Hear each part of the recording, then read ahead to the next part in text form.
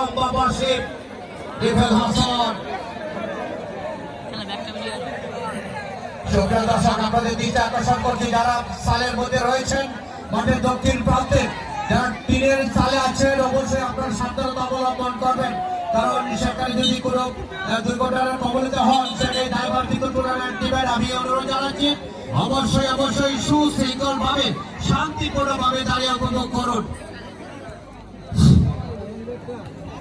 খেলার প্রথমার্ধে রিজার্ভ অবস্থা ফেরে বলতে ধারাভাষের পরিবর্তন, আমি ধারাভাষের পরিবর্তন ঘটাতে যাচ্ছি। আমার সাথে আছেন নয়নদের সুদূর পাহাড় থেকে আগত সাবলীল ভাষায় তিনি ধারাবর বিবরণে দিয়ে থাকেন।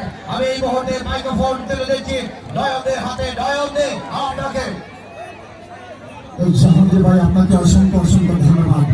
সুপ্রিয় দর্শক, জমজমাট ফাইনাল খেলাটি শুরু হয়ে গেল। বল চলে যায় কাউসার আহমেদ, দেখছেন প্রতাদের সামনে বাড়ান 9 নম্বর জার্সি গাড়ি তিনি অবশ্য রাখতে পারেনি।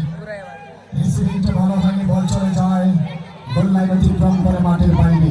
সুপ্রিয় দর্শক, যে যেখান থেকে খেলা দেখছেন আপনাদের আবারও স্বাগত জানাচ্ছি। শুধু পিছনে যারা গাছের উপরে আছেন, রাত্র অনেক হয়েছে, ঘুমাবেন না, অন্যথায় জীবনের ঝুঁকি আছে। গাছের ডানায় বসে অনেকেই তারা দেখছেন। উত্তেজনার উচ্ছ্বাস শ্বাসরুদ্ধকর ফাইনাল ম্যাচটি উপভোগ করছি সোনাডিয়ার এই মাঠ থেকে। জম্পেশ গ্যালারি কানায় কানায় পরিপূর্ণ, দুই পরাশক্তির মধ্যকার জমকালো আয়োজনে জমজমাট ফাইনাল খেলাটি উপভোগ করছি রাতের ওই ফ্লাড লাইটের আলোতে। এত সুন্দর আয়োজন যারা করেছেন তাদের কথা না বললেই নয়।